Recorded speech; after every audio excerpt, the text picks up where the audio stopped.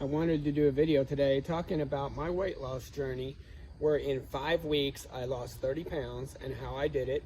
I've had a few friends at work ask me about it, and I tried to give them some details, but you can't, get as in depth as you want to. Like I said in another video I did, this began in 2017 when I was diagnosed with as being pre-diabetic. I was almost 230 pounds. My doctor was warning me, hey, things are not looking good. Now, she did not tell me what to do. I had to go flesh it out. So I started working on different diets, researching different diets. I settled upon intermittent fasting with ketosis, and it worked for a month or two, but it was unsustainable for some reasons. Part of it was I didn't have the buy-in necessary, but I didn't understand the components of how this works. So 2017, I've been on this yo-yo between 199, basically between 205 and 225, just back and forth, but always getting bigger, then fighting to get larger, then always getting bigger and fighting to get larger. How do you break that cycle? And there's the depression that goes in, and times when you feel like you just want to throw in the towel. But last June, my wife and I were discussing, once again, pre-diabetes, because she was in the healthcare field studying to be a paramedic. And I'm thinking, I'm still in that zone, and I need to do something about it. So I came up with an idea, but let me give you some background on what I thought and where my thought processes are coming from. I had researched paleo, I'd researched intermittent fasting, I've researched carnivore. I never really got into the GAPS diet. Not that any of these are bad by themselves, that's not the issue. In fact, I did several of them for weeks at a time, and I would get some kind of effect, but then I would lose it. I would bounce back, I would relapse, as it were.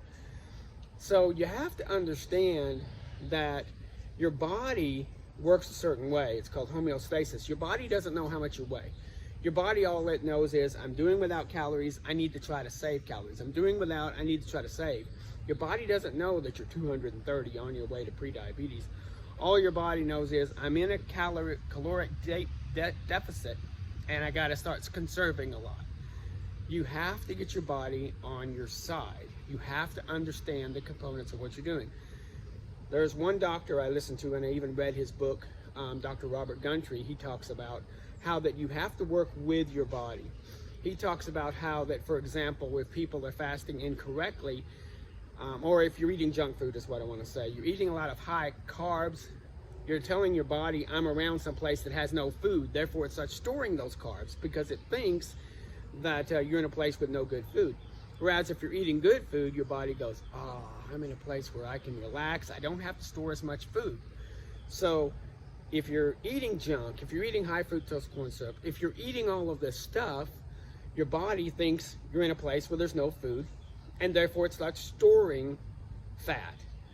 And if you do get into ketosis and you're eating good food, then your body's like, it's good, I'm in a place of plenty, this is fine. You have to understand some other things that we have in play. This one piece of information I thought was very interesting. One guy I was listening to, he talks about this symbol here. Now, I made up the numbers. The numbers are probably not right, but this is the chemical equation of human fat. Now, when you look it up online, you'll see the C's and the H's kind of all connect in different ways, but it's still carbon, hydrogen, and oxygen. And you probably say, well, okay, that tells me nothing. I didn't do chemistry in high school. But what that says is that human fat is made up of carbon, hydrogen, and oxygen, mostly. And in that carbon, hydrogen, and oxygen comes out as water and as carbon dioxide. So let's think about it. When do you lose fat? Do you lose fat right when you left the gym? Do you burn fat there? Or do you burn fat when you're sleeping? See, one thing I found out is you burn fat when you're sleeping.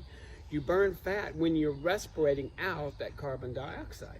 I saw a video once of a guy, he was in a lab coat, he had big gloves on, and he blew into a balloon, and then he took some liquid nitrogen and kind of sprayed the balloon down. Then he put it to the side and he shook it, and inside the balloon was little bitty crystalline things, and he says, that's breakfast. The idea that Our carbon dioxide is how that fat gets out of the body. Plus, most of you will find out when you're fasting, you get up and you have to go to the bathroom, and you stand there for a little while, or for a woman, you sit there for a little while. And it takes a little more. Why? Because the fat in your body is becoming the urine, and it's also, you exhaled it while you were sleeping deeply. That's why it's important also to get a good quality sleep. But I've noticed I would start tracking my weight, and I'd weigh myself in the morning, I'd weigh myself at night, then the next morning I would be down 2 pounds. Now, if I fasted that day, I would probably go down another pound or 2 the next day. You see where I'm going with that. You see the power of the fast is in the fact that, okay, I went from 204 down to 202. I'm thinking, well, do I want to get to 200 or maybe 201 tomorrow? Yes, but if I go eat a big meal, I'm going to go up to 204 or 5, then I go down a pound and a half, then I'm at 203. You see how it works. You don't get any traction. But another thing you have to realize is that your body does not lose weight linearly. It isn't like just throwing a rock and having it come down.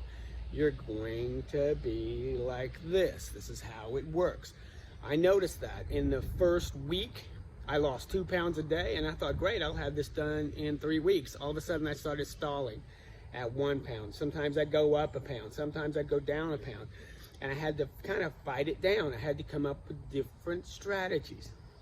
Now, the biggest strategy you have to do is what this video is about, is making a relationship with fasting. I take this idea from the Bible where it says that Jesus, he was a man acquainted with grief. And I'm like, man, I don't want anything to do with grief. Grief can stay away from me.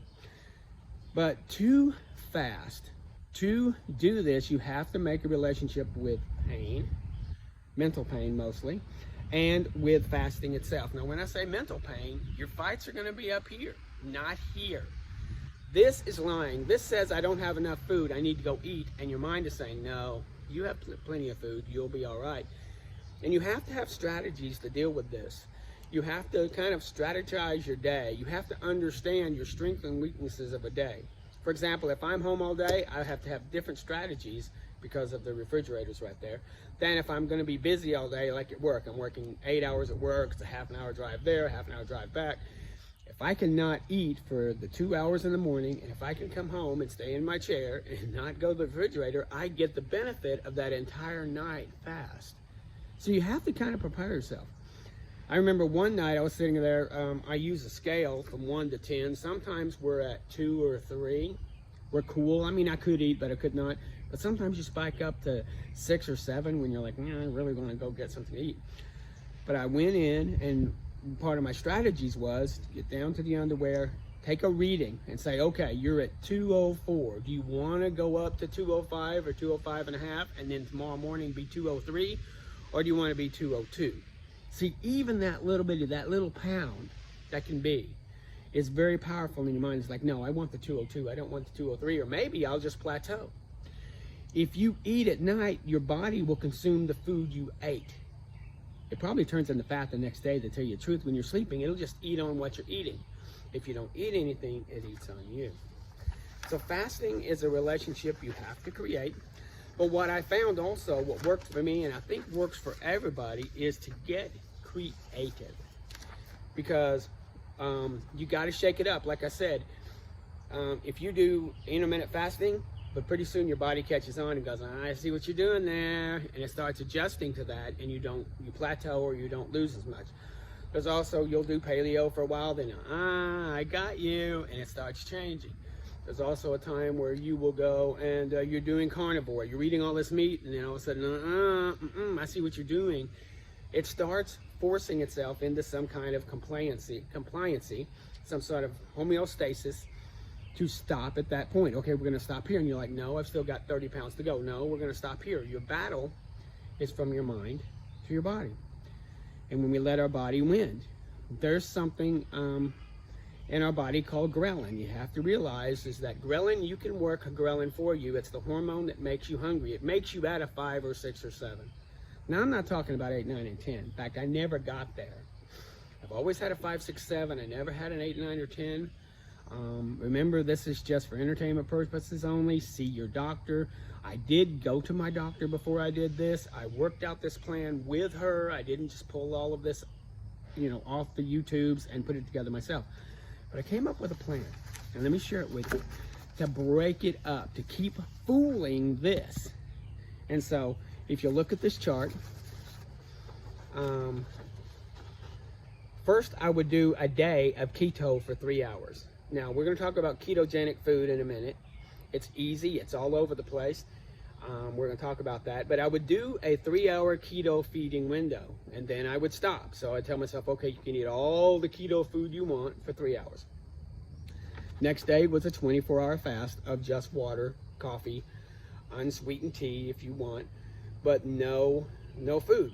You're fasting for 24 hours. Then you reward yourself with maybe a 1-hour keto fast. Yay, I'm eating keto food, yummy, meats and vegetables and salads, all these kind of things. No fruits though, no high fructose corn syrup, no carbs, but there's a lot of wonderful food you can eat. I'll go over that in a minute. Then you give yourself what I call an OMEOD. The first one is OMAD. I kind of screwed that up. 1 meal a day. That's the 24. OMEOD is 1 meal every other day. Now you stretch that out to 48 hours. And you tell your body, I'm going to eat on, if it's Sunday at 8 o'clock, I'm going to eat on Tuesday at 8 o'clock. You've got to tell your body what you're doing. You do that, you see how far you go, and you set up a carb holiday. This is something the others don't talk about. I had a carb holiday where I went and I got Captain Crunch, I got some milk, I had a pizza, not a whole pizza, but I went and got a pizza. I had a half gallon of ice cream. I didn't eat the whole thing, but you get the idea. I set that day up to just completely, I think I had a half a Dr. Pepper or something like that. I mean, I was carbing out. Now I went up 5 pounds. That's where you start over. But you will learn to balance this out. Sometimes your carb holiday will be less. All of a sudden, I don't have Captain Crunch every time. Sometimes I'm like, I'll have a third. I'll have 2 pieces of pizza. And you start whittling down, but your body enjoys the carb holiday. One day it was a smaller bowl of cereal. One day it was 1 piece of pizza. One day it was a sip or 2 of Dr. Pepper. It was only a half a bowl of ice cream, just enough to make the body happy. I have OMAD, OMAD, 1 meal a day, OMEOD, 1 meal every other day, to really break a plateau. I went to OMEOTD. I'm reading that backwards. It's supposed to be an E, not an F. But 1 meal every other day. Every third day is what that means. 1 meal every third day is what I'm trying to say. 1 meal every third day. That means that you go 3 days fasting. 3 days fasting, and then you tell yourself, I'm going to have a keto. And then if that keto does well, you tell yourself to have your carb holiday. The carb holidays usually come after a keto. I have one here after a fast. But sometimes you want to shake it up. You want to keep this thing going. So you want to look at OMAD, 1 meal a day. OMEOD, 1 meal every other day. Then to break a plateau, OMEOTD, 1 meal every other third day. Now, I've never had to go OMEOFD, which is 1 meal every other 4th day. I've never had to do that. And, a 3-day fast, actually, we'll talk about that for a second. I thought, man, 3 days without food, just water and coffee, I'll die. And I remembered the biblical story where Esther had asked her friends to fast because of something that was going on in the story, and they fasted for 3 days. It was very important. They were all going to die by the end of the year.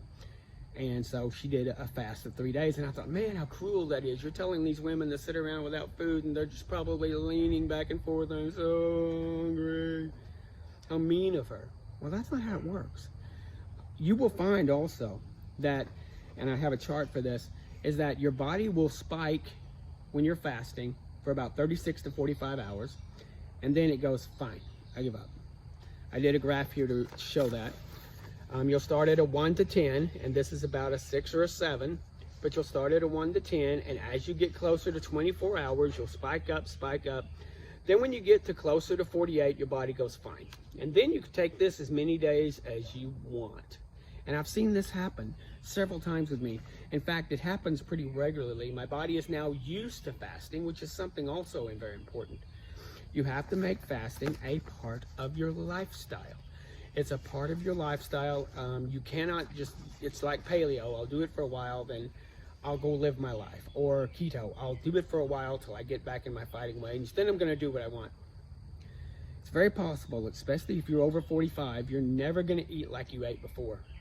If this works right and I get down to my goal weight, I will step on the scale and then eat what I want till I hit a certain point. Then I fast or do OMAD. And if it's really bad, I go OMEOD till I get back to my weight. Then I eat what I want. Then when I hit that zone, I do fasting or OMAD. And that's how you live your life. For that 5 weeks, I probably fasted an accumulative of 4 days a week. 1 day here, 1 day here, 2 days here, you get the idea. And I would eat keto maybe 2 days a week and add 1 day of a carb. That really helped break things down, but I was still only losing an accumulative of about 5 pounds a week. So it depends on what you do, is how long you do this. Once I hit my goal weight, which I'm gonna hit this week because I went up high, now I'm working myself down low, and it's gonna be up high, low. So I figure that I can have a carb. I can have carbs maybe 3-4 days a week, but I'm still gonna be fasting at least 3 days a week for the rest of my life. That's why I say you have to have a relationship with fasting. You cannot stay in the gym enough. You cannot caloric count enough. You will get mad, frustrated, and you'll give up. I've talked about keto foods, and I'll tell you that what keto foods are. You need to research it. Here's a little list that I made off the top of my head. You can have all unprocessed meats. Don't go with anything that's in a wrap or anything that says bologna or salami or any of that.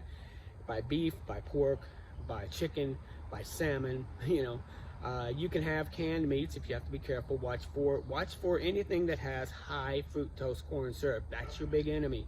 If you see that, walk away. You can even have Spam. I know my wife doesn't like Spam. I like to cook some Spam occasionally. You can have eggs, you can have bacon, you can have sausage, you can have all the meats you want. You can have coffee, unsweetened tea, water. You can have all the vegetables. There's very few fruits you should have.